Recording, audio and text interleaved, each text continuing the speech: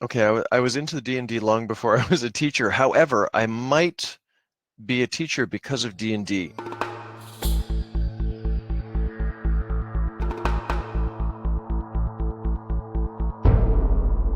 Welcome to the Redcaps Podcast, a podcast where we dip our caps in the blood of our listeners and we ramble on about old school games. In today's episode, we are going to have a chat with John from Tale of the Manticore.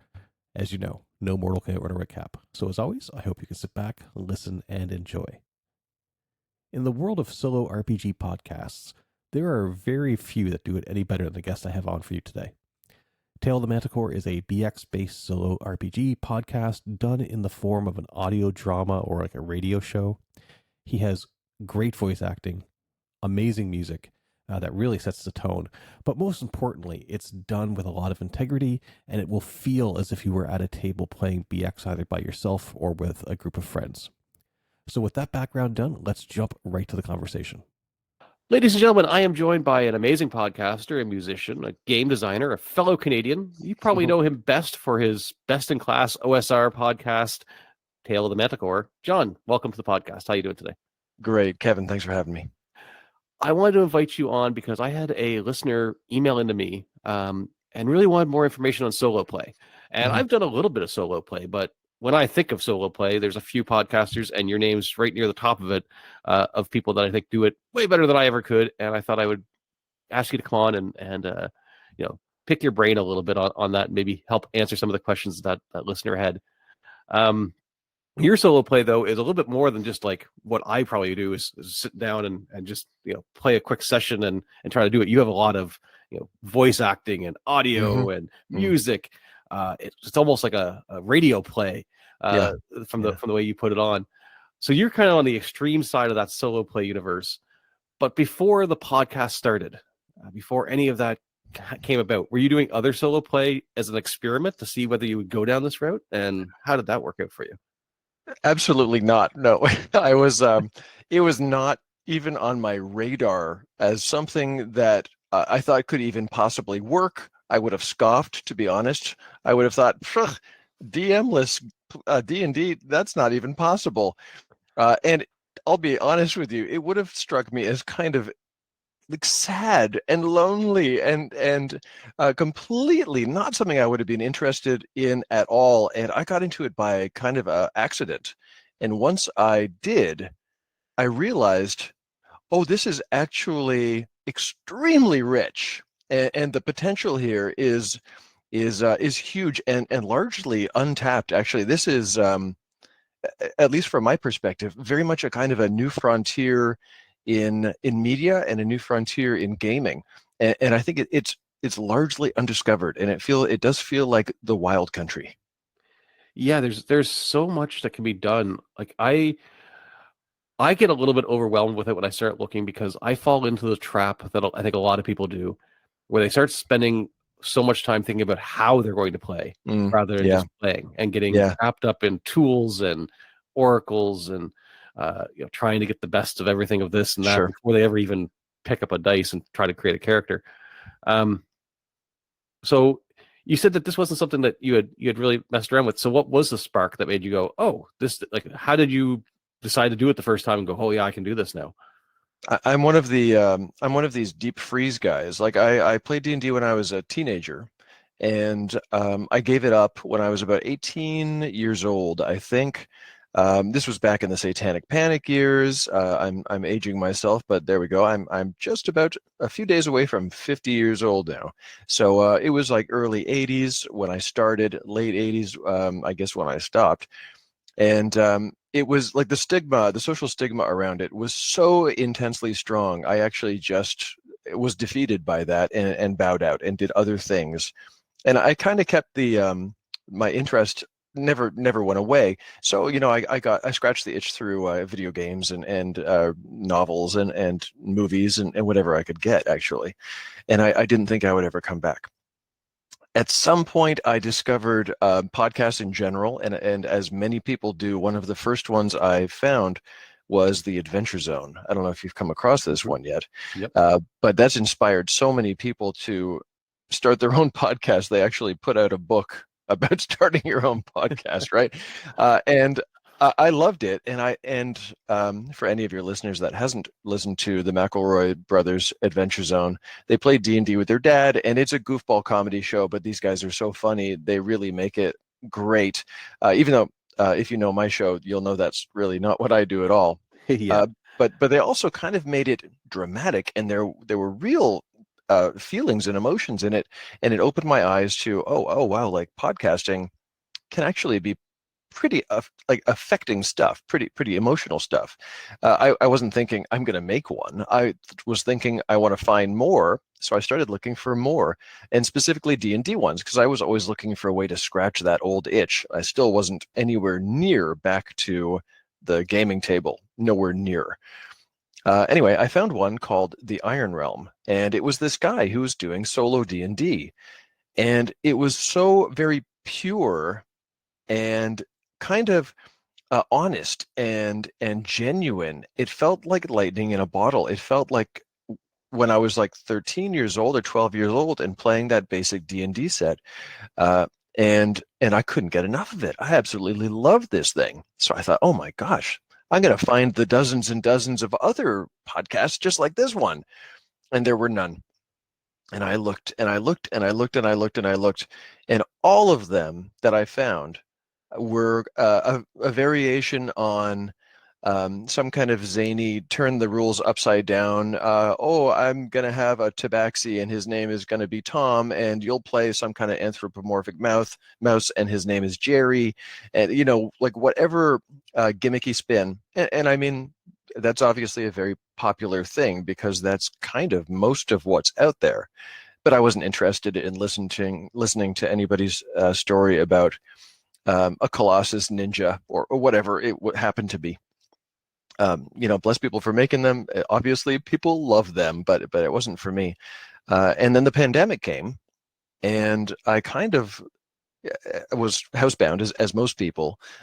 And I kind of looked around my room and I thought, gee, I'm like an English teacher. I have a music studio here. I have a good mic. I have a lot of time on my hands, and I'm looking for this thing that doesn't seem to exist anywhere else. Like, if I'm not going to make this thing, who is? It just seemed like I should do this thing. There's a niche. I got all the equipment here. I certainly have the will and I have the time.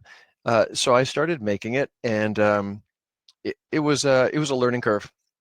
When I look back, I think many of us podcasters look back on our first ones with a degree of cringing shame. Very much so. Yeah, and I mean, people will say like, well, it's got its own charm because you can kind of hear you learning how to do it. And I acknowledge that, but as just somebody who is kind of a bit of a perfectionist with audio, it is a little hard for me to go back and listen to those. But I mean, they're fine, but they are very much learning how to do this thing that only really one person was doing that I was aware of at the time. Anyway, it's been 3 years now, I guess, almost, since I've been doing this. Yeah, almost 3. And since then, solo RPGing has weirdly, it was a niche within a niche within a niche, and now it's kind of gained some ground, maybe because of Ironsworn, or maybe because of Me, Myself, and Die. I look at it and I see, when I look at the solo play, there's really 4 individuals that kind of, maybe even 3, actually. Yeah, 3 individuals, I think, that when I think solo really comes to mind. There's yourself, there is Me, Myself, and Die. Sorry, I guess 4. Yourself, Me, Myself, and Die. James over at Subclass Act, and James is awesome. And Deborah from Geek Gamer. Yes. Between the 4 of you, whether intentionally or unintentionally, it seems like you have really inspired a huge crowd of people to take this up and try it out. And there's now, when you go to Drive-Thru RPG, for almost any game system you can look at, there is a solo how to play it book. And I see a lot of questions on it. But you mentioned 3 years, so regardless of whether your podcast is about D&D or if it's about your favorite recipes, keeping a podcast going for any length of time is challenging, especially coming out of the pandemic. Because I think I read a news article the other day that, during the pandemic, all these people were stuck at home and started podcasts, and they've all pretty much died out. Yeah. Even myself, I've taken extended breaks at times too. How have you managed to keep yourself so steady? Because you've got a very like steady schedule as you go through things. Yeah, I wanted it to run like the Japanese train system. Like it is on time. You could set your watch by it. And I really wanted it to be there because maybe because I'm a fan and a listener of a lot of podcasts and YouTube channels and stuff like that. And I would be disappointed if I thought something was going to come and it didn't, especially if it's a serial where I'm following characters. And I also thought if I don't do it at least fairly regularly, a couple of things are going to happen that aren't good. One, it's going to be hard to follow my story. I mean, it's hard enough in a D&D game that we're very invested in to remember what happened 2 weeks ago. And I think a lot of groups do a kind of a last time on in their D&D game for that reason. Mm-hmm. And so I thought if I don't do that with the show, people might lose the thread. So it's got to be consistent and as often as I can. And then the other reason I did it is because it took 2 years for my first set of characters to get to like level 7. Like the progression's quite slow, and so if it's not fairly constant and often, then it will just take forever. I would release more, but it's not humanly possible just because of the hours that go into the show. And it's a labor of love, but it's a lot of hours. That's a excellent question, actually, because like I said earlier, your podcast is more of an audio drama, a radio play with a lot of production around it. How long does it take from the time that you sit down to start chucking dice and working through what's happening in the story till you actually go and hit the upload button and submit it? What's the time period generally on that? It's about 15. It's about 15 hours, sometimes a little bit more, rarely less. So I do have to work on it every day, but it's my passion. Maybe I bit off a lot more during the pandemic. I had that time then. Now full-time high school teacher, and so I'm a busy guy. But like I do actually love it, and I've managed to kind of combine all of my hobbies into one. So I like to make music. Well, now I just do it for the show. And I like to write. Well, now I just do that to the show. So just all of my interests are funneled into this one thing. Otherwise, it would probably feel like a part-time job, but it doesn't. It's a part-time fun. It really is my hobby. It's a big one. So about 15 hours, and you, like you said, you're a musician. You bring in your own music. You've supplied music for other great podcasts as well that are out there. Is there a genre of music that's kind of your niche that you really enjoy, either playing or listening more so than anything else? Or are you kind of a jack of all trades across that? No, I'm definitely not good at everything. And if I need something that's very cinematic or orchestral, I'll go out and do what the other people do and get some like copyright free stuff. There's some great people out there that I can't come close to. For the show, I try and kind of keep it simple. And I remember when I started, I was going for Diablo 1. That was kind of my my goal, or as your last guest said, the true north. That was kind of what I was aiming for. I didn't get it, but I got something close, and then I thought, oh, this is cool. It's gonna lend a sound to my show that other people can't get because they're using copyright free material. And so it will, if nothing else, make my show have its own sound and flavor.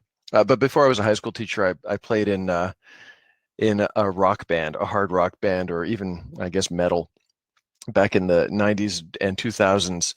And so I was a bass player back then. So my background in bread and butter is kind of metal and hard rock. But for the show, I have a huge collection of guitars and basses here. And I just kind of pick up something, make a chord progression, do a little improvisation, and make it simple. If it's too interesting, I think it's going to actually detract from the audio, like the narrative that's happening. So it really is meant to just be a tone.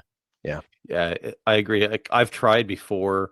I did a few episodes of this podcast ages ago where I started putting some sound in behind, and I got feedback of almost like that exact same thing of like, we're not so much against you having the music there, but it's almost distracting because it wasn't a simple enough piece of music. So I stopped doing it, but I can completely see where you're coming from with that.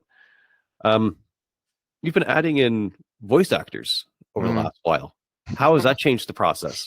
So is that like you've played your session, worked out whatever the recap or script do you consider it a script or a recap after you've done it? It is a script. To be honest, I play it and write it at the same time. It's not like there's a game that happens and I, keep a voice memo open. You could do it that way, but it's just more efficient for me if I just play it while typing.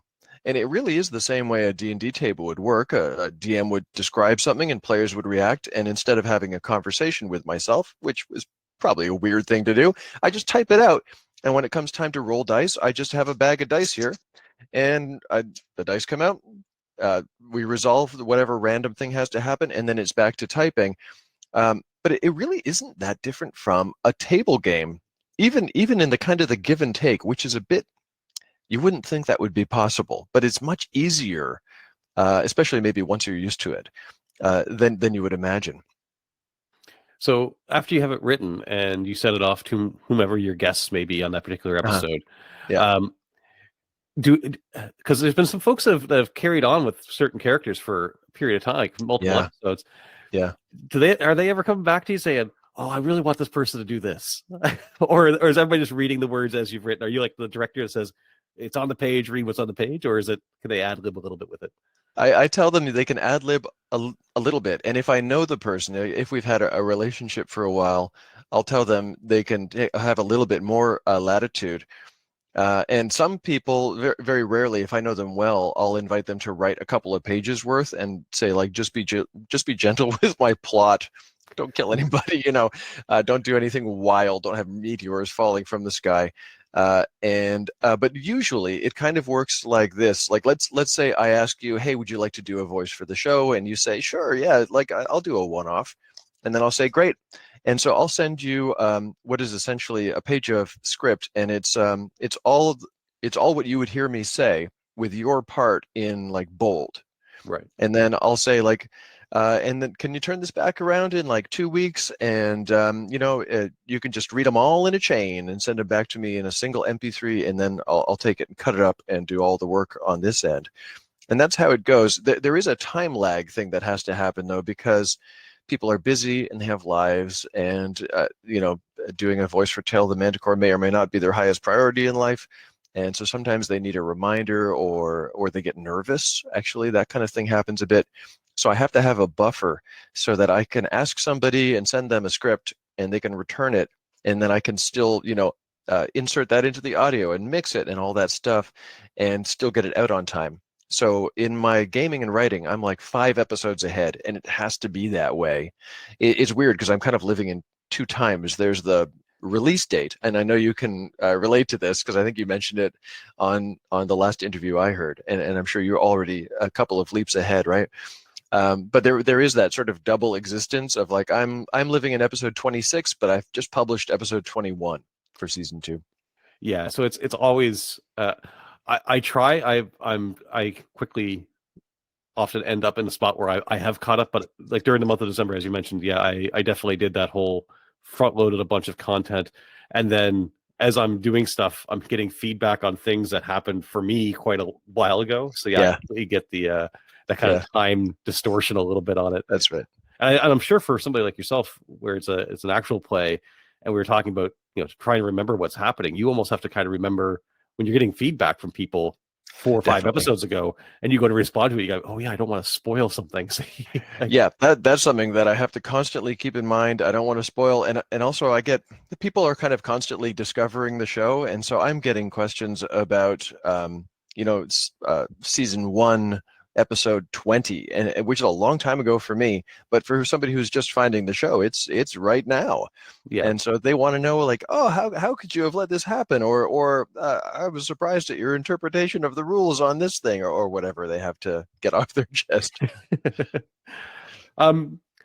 So we've talked a little bit about how Tale of the Manticore came about, and it's been widely successful, I think, by anybody's metric, especially in the world, in the niche that we're in. Like we're in like a niche. I'm surprised. Yeah, I'm surprised. It's exceeded my expectations for sure. And you've mentioned before that other folks around you weren't into this hobby like you were, so you kind of had it on deep freeze. But now you've got a game that you've created. You've got one shot in the dark. So not only do you have a wildly successful podcast going on about what I think is the most popular OSR game with BX. But you've now published out your own. Can you tell me a bit about One Shot in the Dark?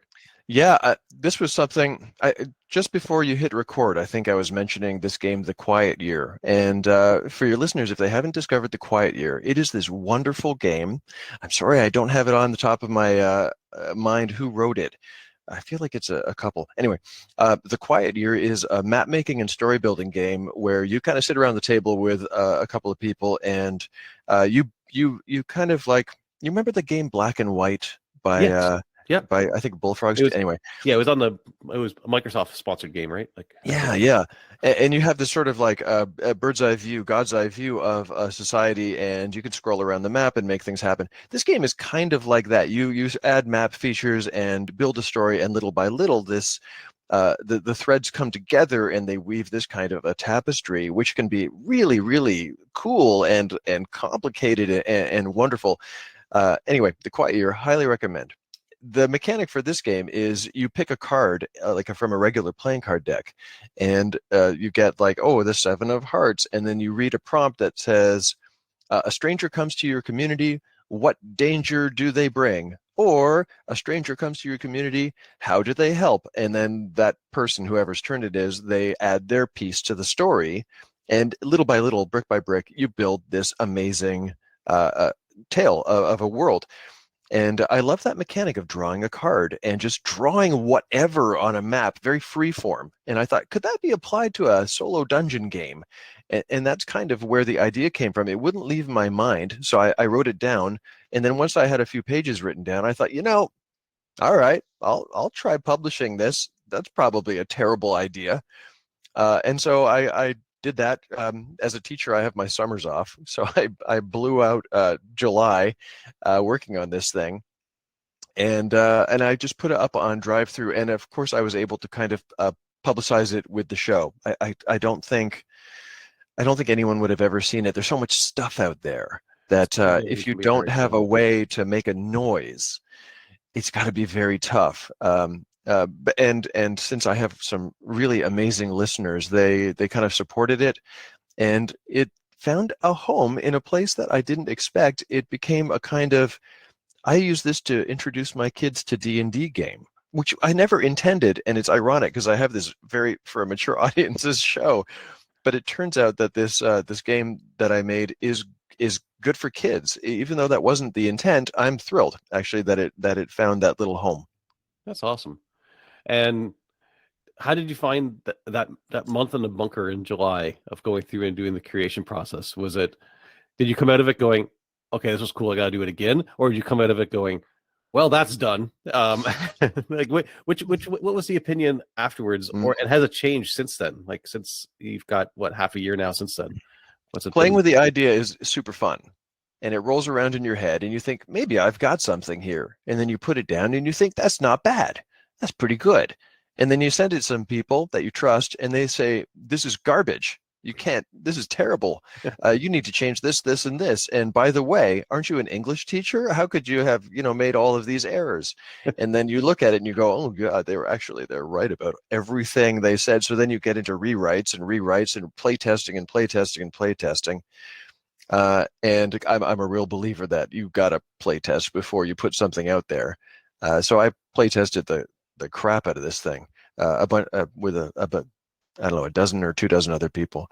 And finally, I got something that I was happy with. But by then, I'd been living with this same thing, the same like 18-page document for so long. I was, as you guessed, kind of like, oh, that's done. Oh, let's get it out there and now. And if there's a revision to happen later, okay. Actually, I don't think I have had to do any revision since. But yeah, it sounds like nothing, right? Oh, it's like a very short little snack of a game, 18 pages. Oh, it's adorable and cute. That couldn't possibly take very long, but actually it does. It takes a while. But I mean, I'm very happy it's out there, and I'm proud of it. And again, it's done better than I thought it would as well. I kind of thought, you know what? If 50 people buy this, then that would be pretty cool. It's done a little better than that. Good stuff. Yeah. The The name One Shot in the Dark. Where Yeah. does the name come from? Oh, that's just because I was taking a shot in the dark with sending out a game into the world. But I also thought that it was cute that if you read the acronym, it says, "Oh shit." Nice. Um, You can bleep that out if you need no, that to. stays. That's perfect. That's in there now. Um, so I've been pretty public when anybody's talked about BX or any games along those lines.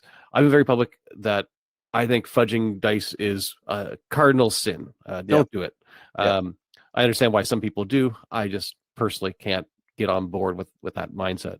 yeah. Now, with you being the only person sitting at the table and undoubtedly getting attached to all these characters that you've got in some way, You do. they're all your characters. Mm, The temptation has to be there. But it's huge. from everything I've ever heard you say, and your whole mantra for the podcast is, nope, the dice are what the dice do. How do you avoid having that temptation take over and be like, well, we'll just that was actually a 12.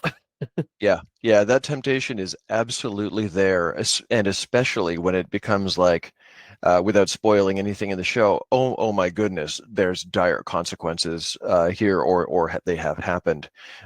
Gee, nobody is looking. I could just change that role, but I know in my heart that the moment I do that, I've ruined my whole show because then I'm not a semi-actual play anymore, and I'm not a pioneer in the wilds exploring this new kind of style of delivering a story.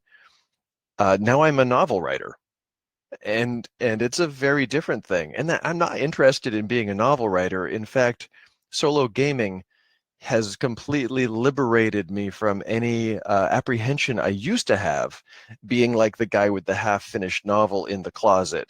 I have got my half-finished fantasy novel in the closet. It's terrible. And the reason is because I didn't know how it would end. And so I ended up stopping writing because I didn't know where I was going. The solo gaming thing, the beauty is you don't know where you're going. It's a feature, not a bug. And the moment I start fudging dice rolls, I've ruined it. So the temptation is definitely there because I love these characters. They're like my family members now in a way. But the moment I do that, then I've lost it all.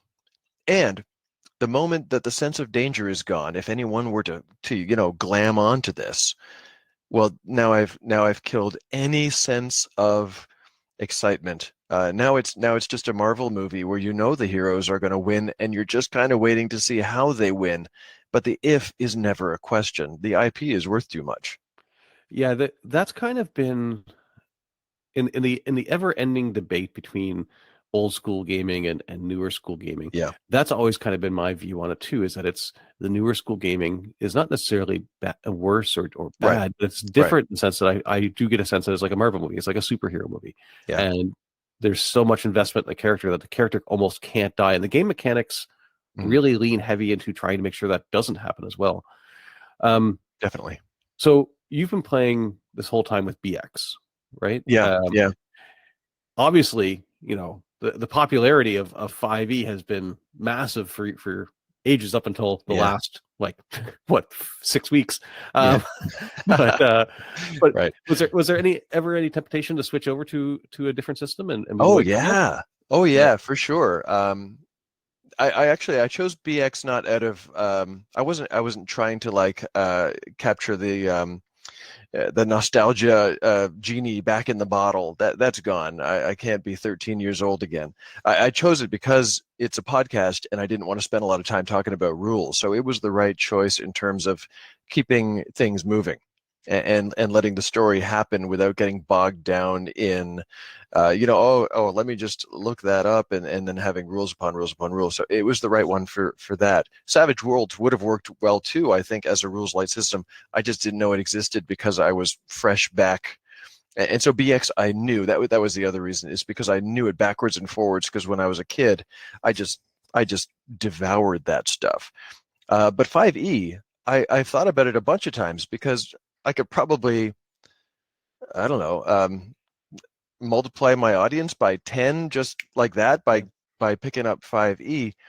because I imagine a lot of people find, it's old school. Oh, it's BX. Yeah, no thanks, not interested. I'm sure it's a turnoff for a lot of people, and that's fine. I get that. But 5e, and I wanted to reserve my judgment on it until I'd played it for a while. And so actually, I joined a club here in Toronto and played it, every couple of weeks for about a year, and I just couldn't enjoy it. Actually, it's just comes down to taste. Um, I find it's a superhero story, or at least it lends itself. I mean, you could do whatever you wanted with its set of mechanics. It doesn't force your hand to do anything, but it seems to lend itself to a superhero story, and it lends itself to a fail forward mentality, which I don't like. Actually, I want failure to be a constant threat, and death to be a constant threat. Yeah, the dire consequences don't seem to be there. There seems to Yeah. be, and even just little gaming mechanics like I've always argued that there's too much healing in 5e because Yeah, almost every class has the ability to heal, and so you that's would fair. just wait till your character goes down and then somebody casts a quick healing spell on you and you're back up. But Right. that's neither here nor there. I'm not interested to do a big debate Sure. on systems, I but think that's been discussed at some point. yeah, at some point, I think somebody's had that conversation before. Yeah, yeah, But since then, so you when you came back, you latched on to BX because it's what you knew and it was simple.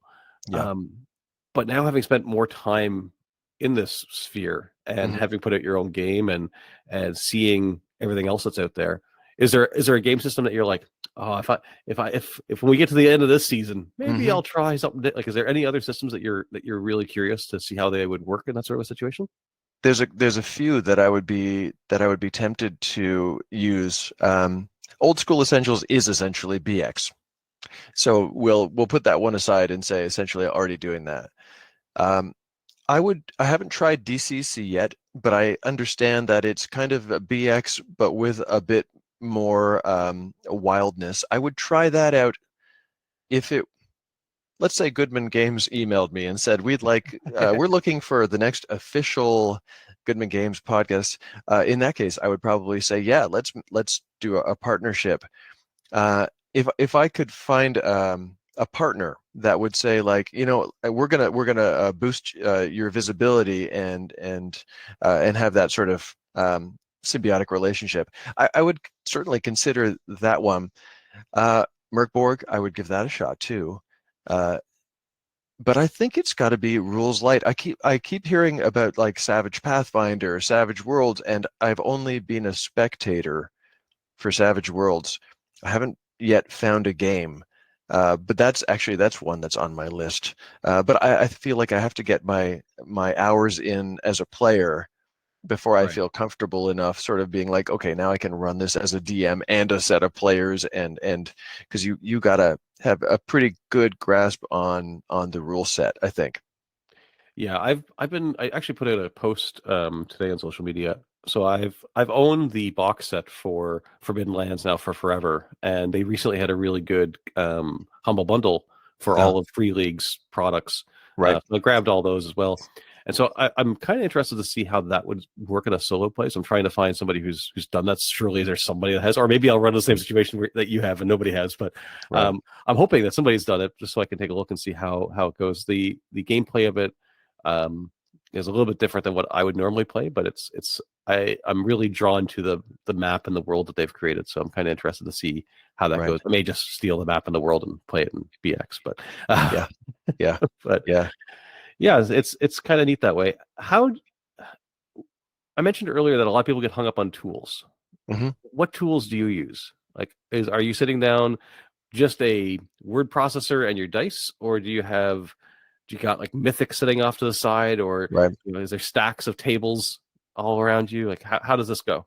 If I knew when I started what I know about now, then I would have Mythic. I love Mythic. I think it is beyond brilliant, and Tana Pigeon should be a household name for what she's contributed. Oh my goodness! If any of your listeners have not checked out the Mythic GME Game Master Emulator, it's really it's it's beyond clever. It really is a game changer, I think, for how you can approach a game. Um, for maybe I'll give like a real quick example in case anybody doesn't know what we're talking about here. Sure. But Mythic has a kind of an oracle, which is just a probability table, and you can kind of imagine what that is. Oh, 50-50 chance. This is likely. This is not likely. Okay, that's what that is. But it allows you to ask a question like, um, what does this NPC really want from me? And it's the kind of creative thing that if you're playing a DM and a player, you might think, well, there's a conflict of interest there. I can't do that. But she has found a way, and you roll on two tables. There's like an action and a subject, and so you get something like verb noun, protect family, which maybe is what you roll on these two tables. Protect on one table, family on the other. And then it's like, oh, okay, now I know what this NPC wants. They want to protect their daughter that we've mentioned in some other time. And it's extremely brilliant. I'm not doing it justice because I'm trying to sell it in 25 seconds, but that's kind of how it works. Ironsworn has picked up on the brilliance of Tana's system and built a system around it, like a bespoke fantasy system. And so that would be a tool that would be also a really good one to use. Mythic would be good. Ironsworn would be good, which is really taking Mythic one step further. I'm reaching over. Sorry, I didn't mean to pause you.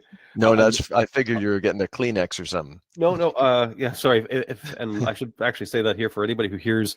I mean, John always sounds better than I would if you ever listen to his podcast. But if I sound a little bit off today, it's because I'm quite stuffed up.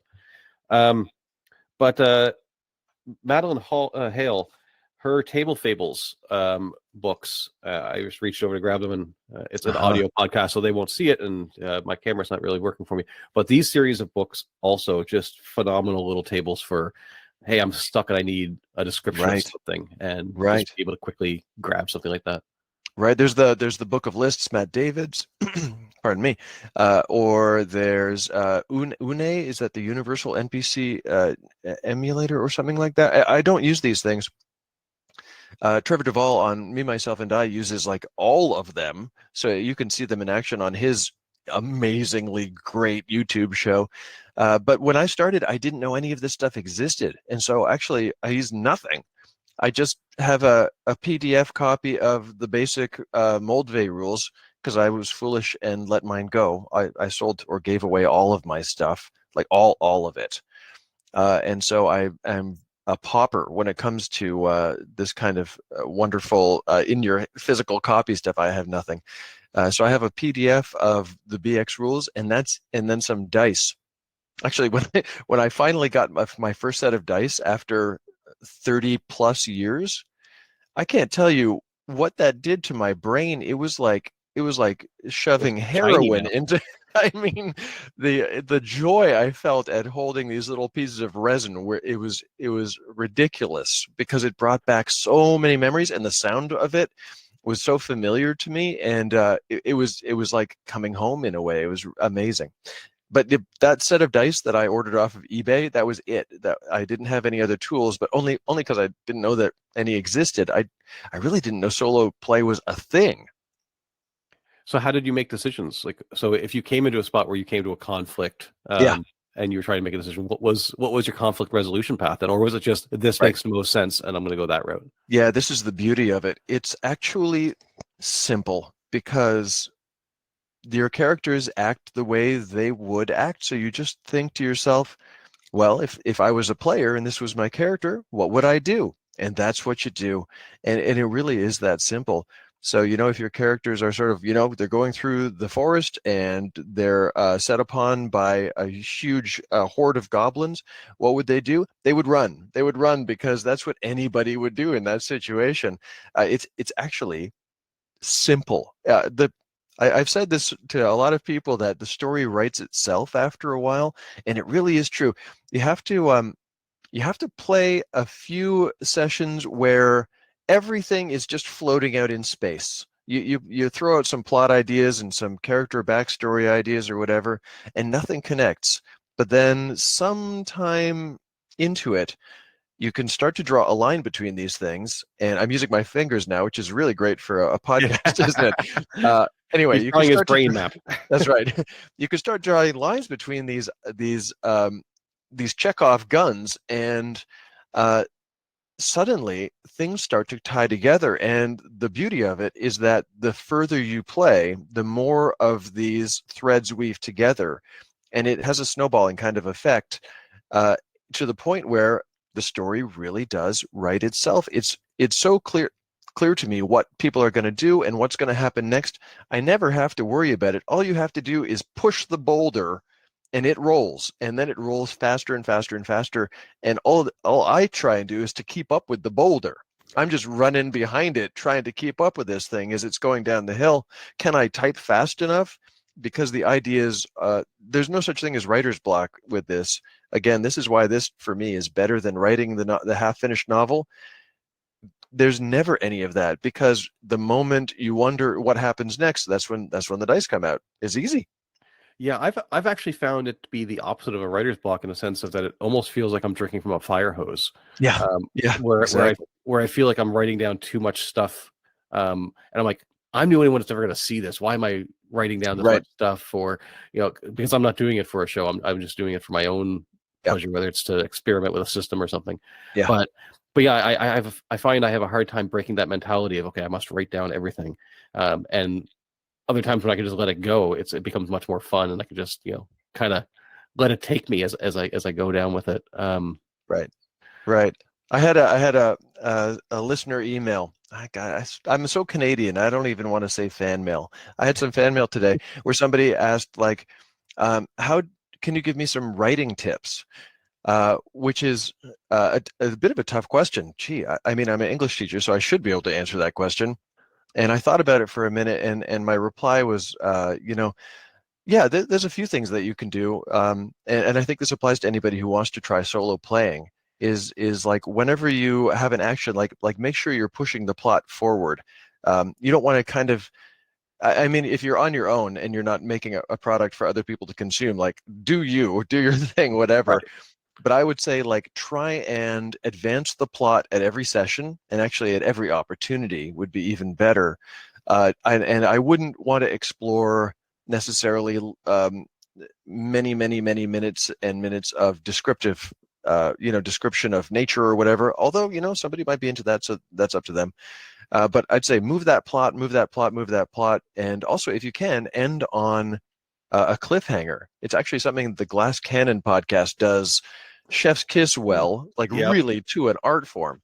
But more than making the listener want to come back, I find actually it makes me want to, like, really jump into the next writing session. And so when one session ends and another one begins, if I've ended on a cliffhanger, then boy, I am at a sprint right off the block. And if I haven't done that, there can be that moment of, like, okay, what does happen now? Okay, this has happened, this has happened, this has happened. Okay, I guess this is going to happen. Maybe I consult the table, maybe I don't.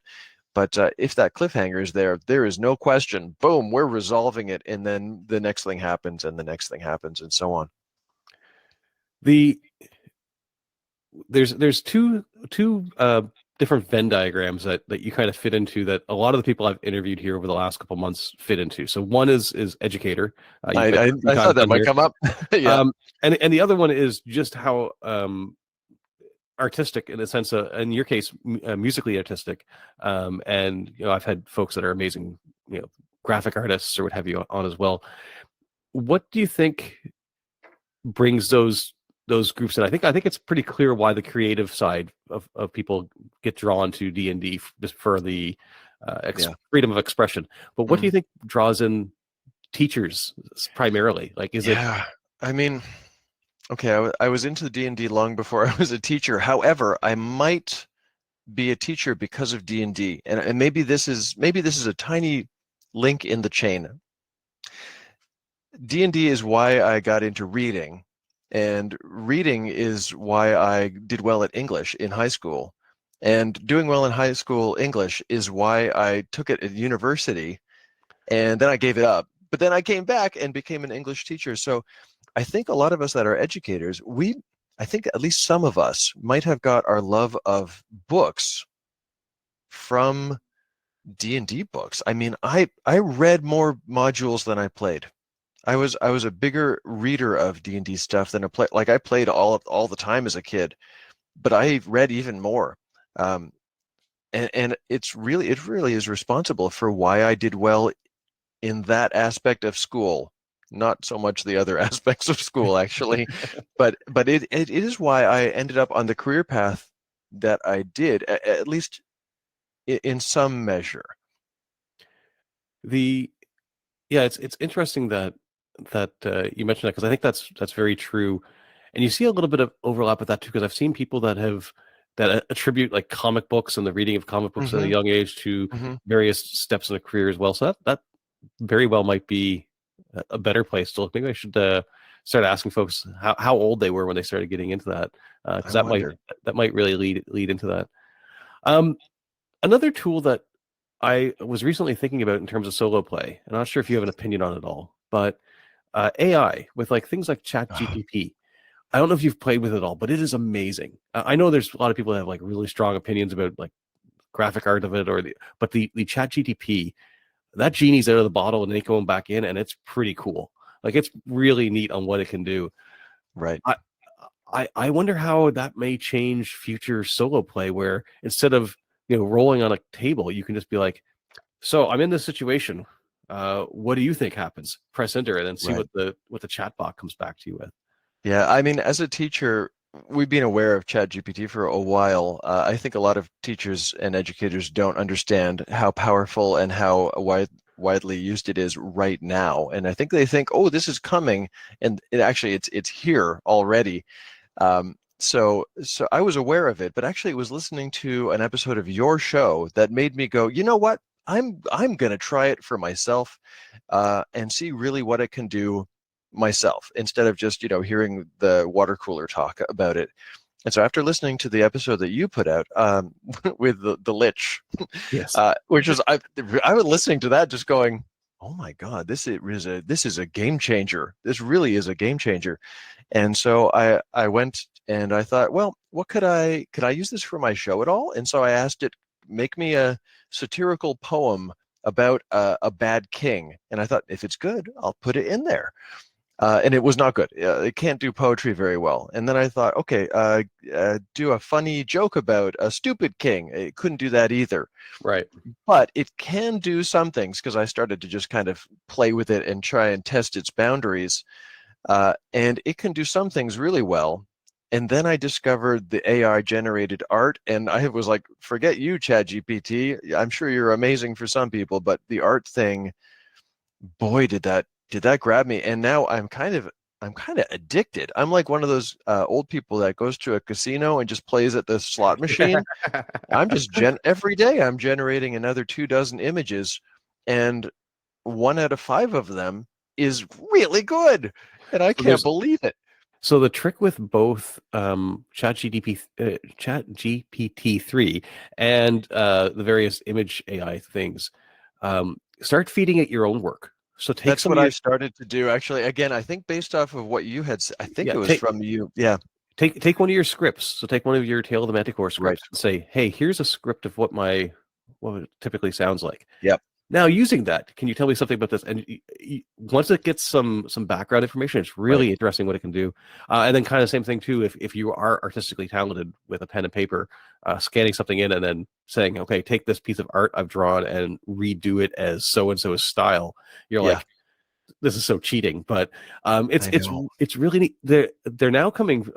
There's now some tools coming out where they're trying to do music compositions in the Yes. same sort of Actually, I'm manner. surprised that didn't come first, because music is kind of restricted, whereas art is limitless. So I thought it would happen the other way around.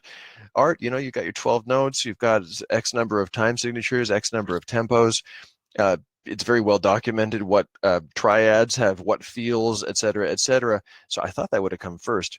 And I know that there's an ethical component to this, which is too big for a conversation like this. But as a musician, I am very sensitive to the idea of putting especially beginner artists out of business. And that's really the people that are going to suffer the most, is the people that aren't already established, don't have a network of clients or whatever. It's the lowest tier that will be first replaced in the music.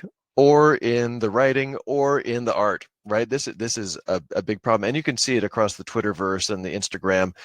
There's a kind of a boycott AI movement that's happening, and I absolutely do get that. I think it gets interesting when we get into like a small publisher like myself, who my choice would be no art, Creative Commons art, or AI art. Now I'm struggling with this currently.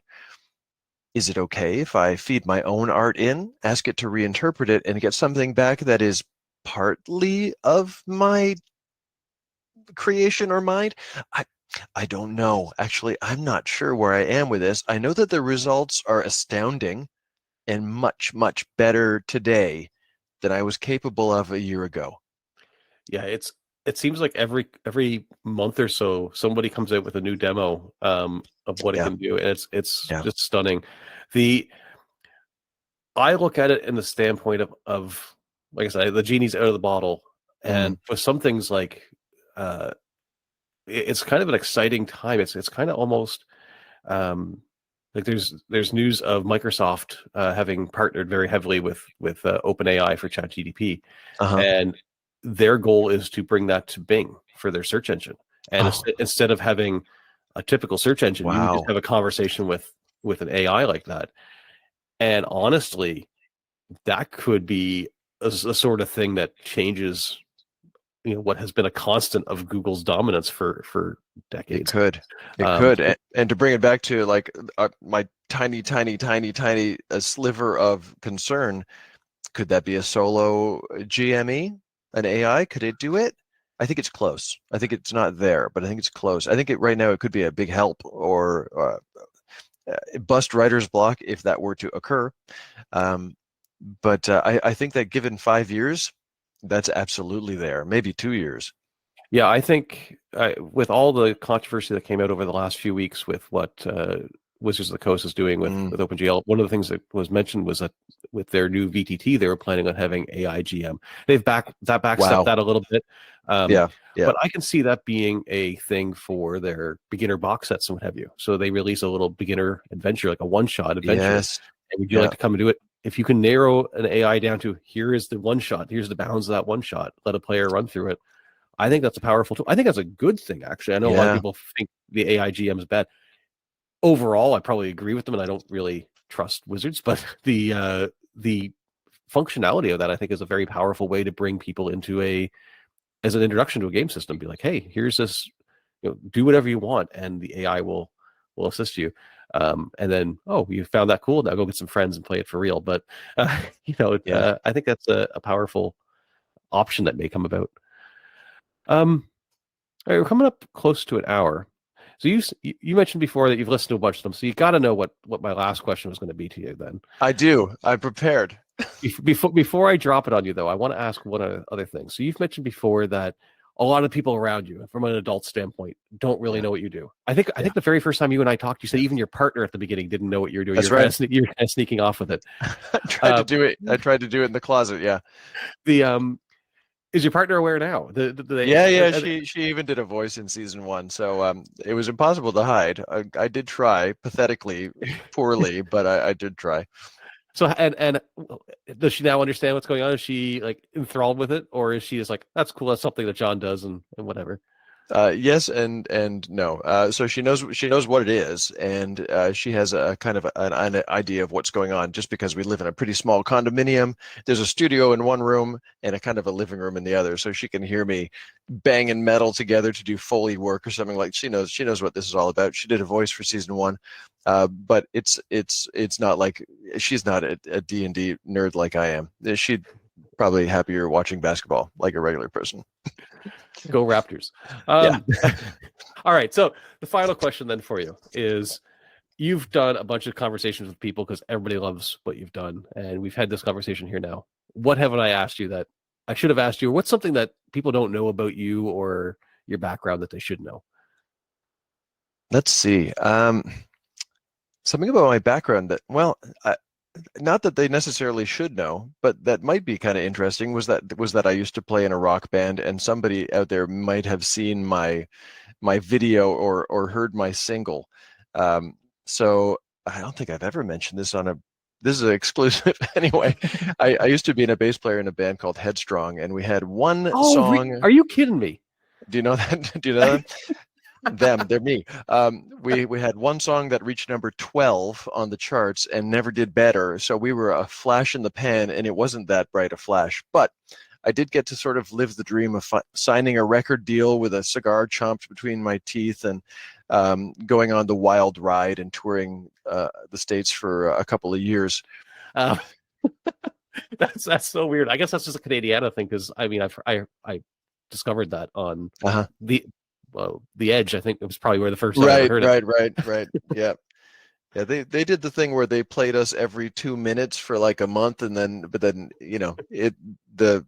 the ship sailed, and that was it. We went up, we went down, and that was that. So actually, I'll tell you, being in that band is one of the reasons I had to quit D&D, because you couldn't be in like a cool metal band and play well, you probably could, but I thought you couldn't do both. Again, it's hard to imagine for anyone who's playing now or sort of relatively new to the game now, just how not cool nerdy it was. And actually, if you'd said, like, what do you want to ask? I would say, you know what? Let's address the elephant in the room. I want to know, is D&D socially acceptable now? Because I'm still not convinced that it is. And maybe it's just my PTSD from having endured the satanic panic, but I don't trust other adults to be cool with this. I just don't. I think it's become much more. Certainly more. It's for the people that are probably a generation underneath us. So people who are in their 20s and 30s, I think it's a completely acceptable thing, and sure, nobody blinks. For folks in their 40s or coming up onto the 50, I find if I'm going to peer groups with it, I lead with board games. So, and board games completely acceptable. Sure, board games on a huge rise. Like people are because like, people know what that is, right? They understand what that is. And then once you can kind of show them board games, you're like, oh yeah, there's also this other game that's kind of like that. And then they're like, oh, that's kind of cool. Like, but yeah, I probably don't just slap it out and say, you know, here's D&D, take a look at this. It's more of a, you know, a nice easing into it of coming in and testing the water, see what they think of board games, or see what they think of, you know, Lord of the Rings or something like that, and seeing where their nerd flag waves before I throw it out as well. But yeah, it is. I think there is definitely a generational gap there. If there's trepidation, what I'm getting is that you don't fully trust people either. It's not even so much a trust thing. It's more of the because I don't really care what I know, because that the answer to the question is who cares? Don't care. And I know that's the right answer, but I do care, and it doesn't answer the question. Yeah, for me, it's not so much a matter of caring. It's more of a I don't want somebody to then feel like they have to be fake interested. Where it's like, oh, well, that's cool, and then they have to ask, like, so like I try to feel it out to make sure, is this something that you're even going to care about? Because I will go off on a mouth motor, just blah, blah, blah, blah, blah, if you let me. So it's more of me making sure that I'm not just wasting somebody's time with it. Like my wife very much not into it at all. Like she's like, cool, you've got your thing, have fun with it, but just not knock yourself out, but not for me. Which I'm sure most people really are like that, to be honest. But I think so. I look at it more of a less of a I'm worried what they'll think of me, and more of I don't want to waste their time and have them go, man, that guy wouldn't shut up about that thing. I want to be the CrossFit guy who goes in and starts talking to somebody about, hey, I do CrossFit. You hear about CrossFit? And have it just be D&D instead. Okay. Well, I'm going to say asked and answered then. So what was the one that you had then? What was that the question you that was my question, is like, is it socially acceptable or is it still not? I mean, when the examples of like, well, Henry Cavill paints miniatures and he posts them on Instagram. Yep, that's true. But you know who else does it? Nobody else. There's one. And so I feel like the examples, the Joe Manganiellos and the Tom Morellos and the Vin Diesels, this is a very, very, very, very like this is like my aunt won $10,000 on the lottery. Therefore, lotteries are great. People win all the time. No, they don't. They don't. It's the kind of hasty generalization,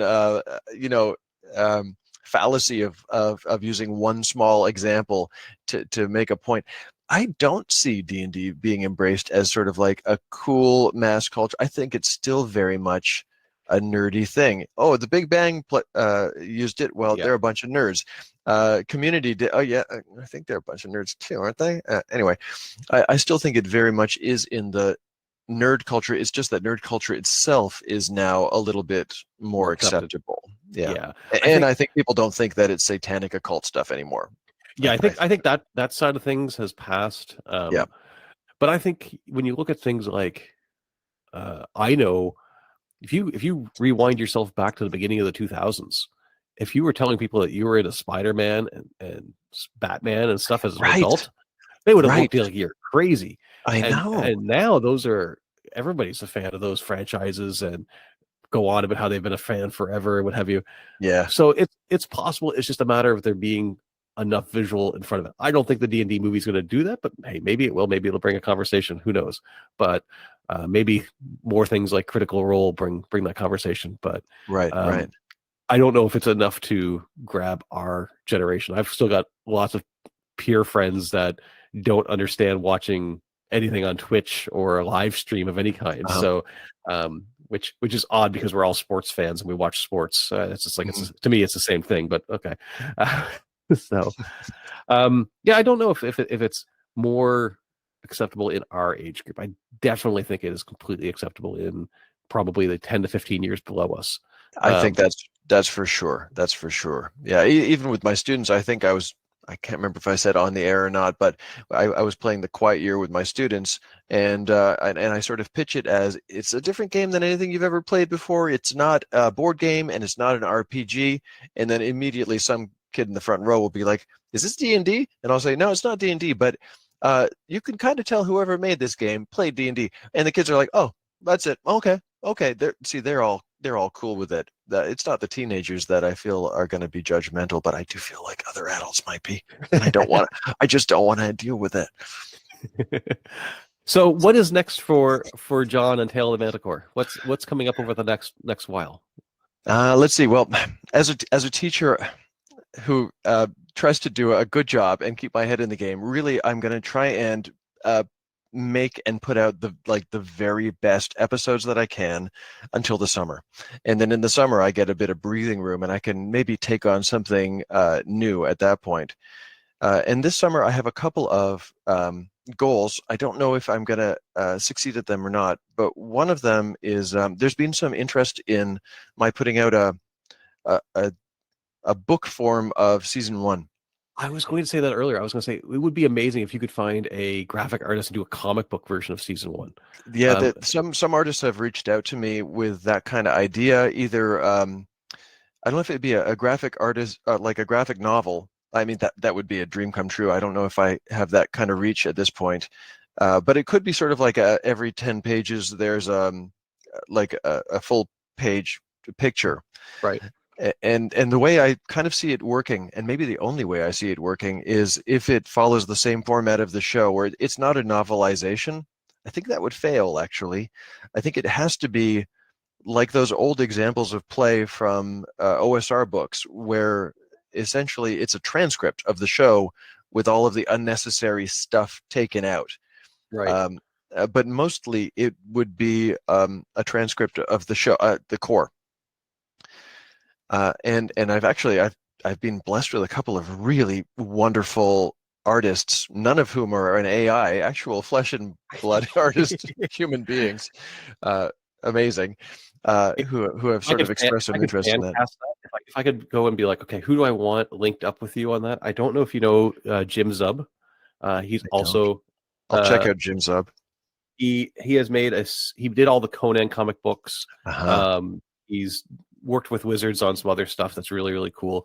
But he is super into this sort of space. I don't know how much time he has with the projects he's working on, but he's also Canadian, also here in the Greater Toronto area as well. So I'll definitely reach out to him. If for nothing else, maybe he'll do a bumper for my show and do a little intro. But yeah, that would be my fan cast for that one. Okay. All right, so where should everybody go to find yourself and the podcast, and where do they find, if you've got stuff coming up, where do they go to find all that great information? If you're interested in checking out the show, it is this weird hybrid between an actual play and an audio drama, and any podcast catcher will have it. It's called Tale of the Manticore. I think Pixar has a Tales of the Manticore, so which is a spin-off of the movie Onward. One day I'm going to get my pantsuit off for sure. Anyway, Tale of the Manticore on any podcast catcher would do the trick. And you can find me on Twitter at Manticore Tale or Instagram at Tale of the Manticore Podcast. I have a blog, but mostly it's just a kind of addendum to the show. So it's not a good first stop, maybe. But if you dig the show and you would like the extras, like the maps and my little musings and whatnot, that's at taleofthemanticore.blogspot.com. And I guess that's about it.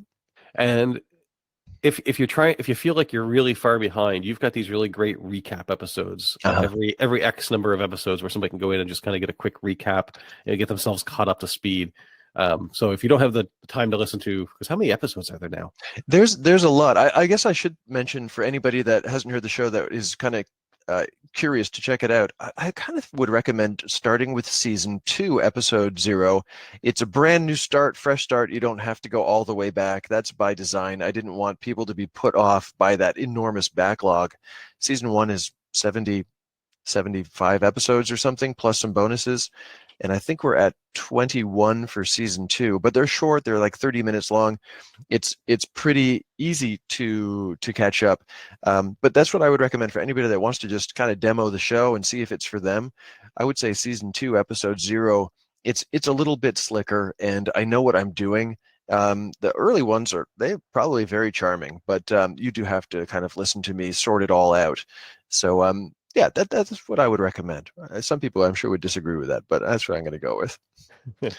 All right, so I hope that the listeners that have dropped me a note about solo play, hopefully they'll get put off by the super high bar that you've put out with yours. But I think there's definitely a lot of room out there for finding some really cool stories that happen in the solo play world. A lot of room. There's a lot of room out here for this stuff. And if you are so inclined, put out more, because like John was saying, there isn't a lot of other podcasts doing this sort of thing. Yeah. Definitely check it out. I'll include some links to all different stuff, including all of your contacts, John, and some other solo RPGs and stuff in the description. But thank you very much for coming onto the show and taking the time to talk with me this evening. And yeah, I can't wait to see how the season wraps up. Because how many episodes do you think you're going to go in season 2, do you think? It's hard to say because it is so random, but I'm hoping it will be at around 70 to 90 episodes. Oh, so we've got lots of time left then. So yeah. All right, awesome. All right, so thank you very much for coming on. I'm going to pass this to future me to do any editing, and we'll wrap up from there. Great, thank you so much. All right, folks, that's going to wrap up this episode of the Redcaps Podcast. I hope you enjoyed, you learned something, and that you are eager to come back for more.